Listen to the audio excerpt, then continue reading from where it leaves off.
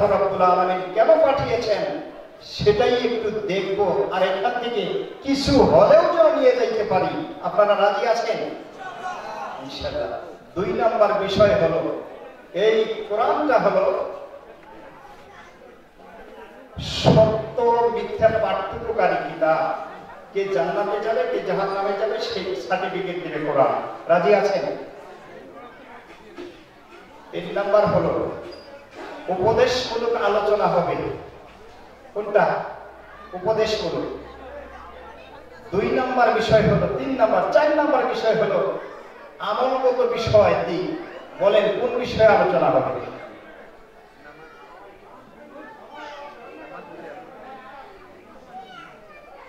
দেখি পরে চেষ্টা করবো ইনশাআল্লাহ।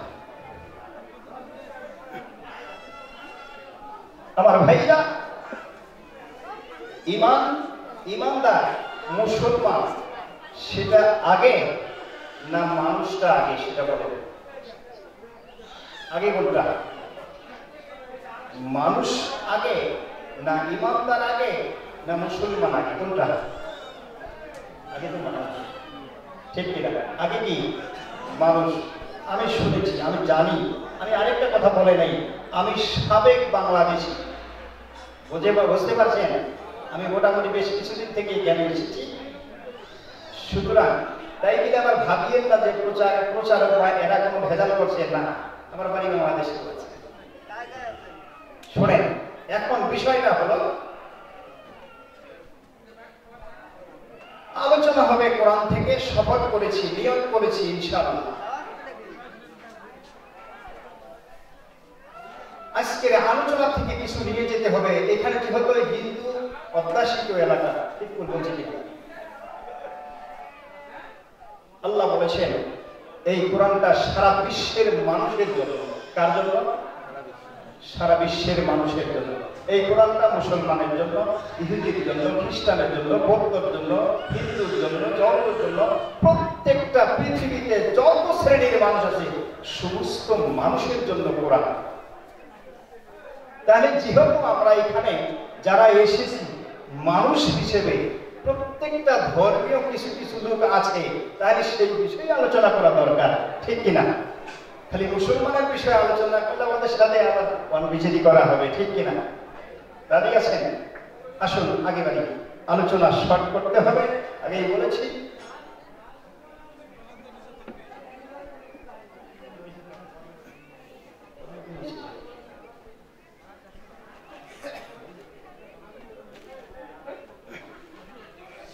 আমার ভাইরা, শর্ত সাপেক্ষে সর্বপ্রথমে যেটা শপথ করেছি, চুক্তি করেছি, আপনাদের মধ্য থেকে যেটা চুক্তি করেছি, আলোচনা করতে হবে কোরআন থেকে। কোরআনের বাহিরে কথা বলা যাবে না, কোনো কিচ্ছা কাহিনী চলবে না। আমার ভাইরা, আল্লাহ রাব্বুল আলামিন যেহেতু কোরআনুল কারীম থেকে আমাদেরকে দিয়েছেন, কেন দিয়েছেন, কি উদ্দেশ্যে দিয়েছেন, যদি জিজ্ঞাসা করা হয় এই কোরআন তুমি বলো, তোমার বর্ণনা প্রকাশ করে দাও। বিশ্ববাসীর জন্য তুমি কি জন্য এসেছো, কি নিয়ে এসেছো, তোমার কাছে এমন কি শর্ত আছে, যেই শর্ত তোমার কাছে আছে সেটা বর্ণনা করে দাও। আমার একটু পানি বেশি খেতে পারে, খারাপ কথা না। আমার ভাইরা, তেলাওয়াতকৃত আয়াত তেলাওয়াত করেছি 51 নম্বর সূরা জারিয়া 56 নম্বর আয়াতে আল্লাহ রাব্বুল আলামিন এখানে বর্ণনা করেছেন, ওয়া মা খালাকতুল জিন্না ওয়াল ইনসা ইল্লা লিয়াবুদুন। আমি জিন এবং ইনসানকে সৃষ্টি করেছি একমাত্র আমার ইবাদতের জন্য। আমার ভাইরা, প্রথম শর্ত সাপেক্ষে যেটা আলোচনা করেছি 55 নম্বর সূরা 75 নম্বর সূরা আর রহমান। সূরার অর্থ হলো দয়াময় আল্লাহ। এই সূরাটার নামকরণ করা হয়েছে 1 নম্বর আয়াতের ভিত্তিতে। আল্লাহ রাব্বুল আলামিন এই সূরাটার 1 নম্বর আয়াতের ভিত্তিতে তার নামকরণ করেছেন করেছেন। সূরাটার নাম হলো দয়াময় আল্লাহ। আল্লাহ রাব্বুল আলামিন বললেন আর রহমান, দয়াময় আল্লাহ, আল্লামাল কুরআন, তিনি শিক্ষা দিয়েছেন কোরআন। খালাকাল ইনসান, তিনি সৃষ্টি করেছেন মানুষ। আল্লামাহুল বায়ান, তিনি মানুষকে কথা বলার শিক্ষা দিয়েছেন। মহান স্রষ্টা ডাকে বললেন, ও বান্দা শোনো শোনো, আমি দয়া করেছি, মায়া করেছি, দয়া করে আমি তোমাকে কোরআন শিক্ষা দিয়েছি।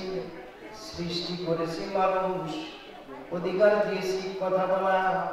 আপনারা এবার বলেন তো দেখি, কথাগুলো বলতে হবে কার কথা? কার কথা বলতে হবে? আমার আল্লাহ বলেন, বান্দা আমি তোমাকে বানাই কোরআন শিক্ষা দিয়েছি। পৃথিবীর কোন মানুষ কোরআন শিক্ষা দেয় নাই। মানুষ শিক্ষা দিয়েছে, কতটুকু শিক্ষা দিয়েছে? সর্বপ্রথমে আমার কাছে তোমার বাজেট পেশ করে দিয়েছি। কোরআনটা আমি তোমার দরবারে তোমার বাজেটের মধ্যে লিখে দিয়েছি। এই কোরআন তোমার জন্য বাজেট করলাম, তুমি কোরআন শিখতে পারবে। আর পৃথিবীতে মাদ্রাসাতে দৌড়াও, হুজুরের কাছে দৌড়াও, বাজেট তো আমি করেছি, তোমার জন্য আমি বাজেট করে দিলাম, কোরআন শিখতে পারবে, কোরআন শিখতে পারবে তুমি।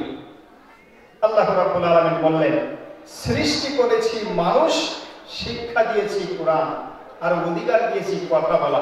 সুতরাং কথাগুলো হতে হবে আল্লাহ। রাজি আছেন? কথাগুলো হতে হবে আল্লাহ। কোন আল্লাহর কথা বলবেন? সেই আল্লাহ রাব্বুল আলামিন বলছেন, আমি তোমাকে মানুষ বানিয়েছি। পৃথিবীতে অসংখ্য প্রাণী আছে, কিন্তু সেই প্রাণী আমি তোমাকে বানাই নাই, তোমাকে অন্য কোনো প্রাণী বানাই নাই। আমি নির্বাচন করে আমি তোমাকে মানুষ করে সৃষ্টি করেছি, আমি তোমাকে মানুষ বানিয়েছি। আমার ভাইরা, আল্লাহ রাব্বুল আলামিন আপনাকে আমাকে কোন মানুষ বানিয়েছেন, সেই মানুষ সম্পর্কে আল্লাহ রাব্বুল আলামিন 2:21 নম্বর আয়াত 2 নম্বর সূরা বাকারা শব্দের অর্থ গরু। এই সূরাটার নাম হলো গরু। আখ্যা দিয়েছেন, নাম দিয়েছেন, নামকরণ করেছেন মহান স্রষ্টা। এই সূরাটার নামকরণ হয়েছে 67 নম্বর আয়াত থেকে 73 নম্বর আয়াত পর্যন্ত। এই 7টি আয়াতের মধ্যে বনি ইসরাইলের ইতিহাস আর মুসা আলাইহিস সালামের হিস্টরি, কুরবানির একটা ইতিহাস আছে। সেখানে একটা গরু গাভী কুরবানির একটা ইতিহাস আছে। অর্থাৎ 78 নম্বর আয়াত 68 নম্বর আয়াতের মধ্যে এই গাভী কুরবানির ইতিহাস আল্লাহ রাব্বুল আলামিন বর্ণনা করেছেন। সুতরাং সেই ভিত্তিতে এই সূরাটার নাম হলো বাকারা। এই সূরাটা 21 নম্বর আয়াতে আল্লাহ রাব্বুল আলামিন বলেছেন, বিসমিল্লাহির রহমানির রহিম, ইয়া আইয়ুহান নাসু উবুদু রাব্বাকুমুল্লাযী খালাকাকুম ওয়াল্লাযীনা মিন ক্বাবলিকুম লাআল্লাকুম তাত্তাকুন। হে মানুষ, তুমি সেই প্রতিপালক, সেই রবের ইবাদত করো যে রব তোমাকে সৃষ্টি করেছেন, যে রব তোমাকে সৃষ্টি করেছেন, তোমার পূর্ববর্তীদেরকে সৃষ্টি করেছেন। সেই রবের ইবাদত করো, তবেই তোমরা মুত্তাকি হতে পারবে। আমার ভাইরা, রব শব্দের বাংলা অর্থ হল প্রতিপালক। যে রব আপনাকে আমাকে সৃষ্টি করেছেন, যে রব আপনাকে আমাকে প্রতিপালন করেছেন, রব শব্দের বাংলা অর্থ হলো প্রতিপালক। আরবিতে হলো রব, ইংরেজিতে হলো গভর্নমেন্ট, উর্দু আর ফার্সিতে হলো সরকার। আমার ভাইরা, আল্লাহ রাব্বুল আলামিন এই সূরার আয়াতের মধ্যে বর্ণনা করলেন তিনি হলেন সরকার, তিনি হলেন প্রতিপালক। একমাত্র প্রতিপালক হলেন আল্লাহ। রবের কাজ কি, রবের উদ্দেশ্য কি, রবের কাজ কি? রবের প্রথম কাজ হলো প্রতিপালন করা। যিনি প্রতিপালন করেন সেই আল্লাহ রাব্বুল আলামিন এই সূরার পরের আয়াতের মধ্যে বর্ণনা করলেন, আল্লাযী জাআলা লাকুমুল আরদা ফিরাশা ওয়াস-সামাআ বিনাআ। যেই আল্লাহ তোমাদেরকে কি করেছেন, যেই আল্লাহ রাব্বুল আলামিন তোমাদের জন্য এই জমিনটাকে পায়ের নিচে বিছানার মধ্যে বিছিয়ে দিলেন এবং আকাশটাকে তোমার মাথার উপর ছাদস্বরূপ সৃষ্টি করলেন।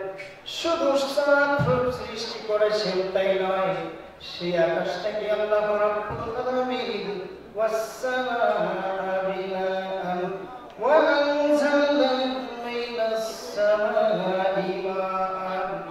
সেই আকাশ থেকে তোমাদের জন্য পানির ব্যবস্থা করলেন। আর শুধু পানির ব্যবস্থা করছেন তাই নয়, সেই পানি থেকে তোমাদের জন্য সেই জমিটা, উপযোগী জমিটা উর্বর করে তুললেন, সুসজ্জিত করলেন। সেই জমিন থেকে তোমাদের জন্য সামারাত ফসল ফলাদির ব্যবস্থা করলেন। ও বান্দা, সেই ফসল ফলাদি থেকে তোমাদের জন্য রিজিকের বন্দোবস্ত করলেন। আমার ভাইরা, কোন সরকার, কোন প্রতিপালক যদি কাউকে প্রতিপালন করতে যায়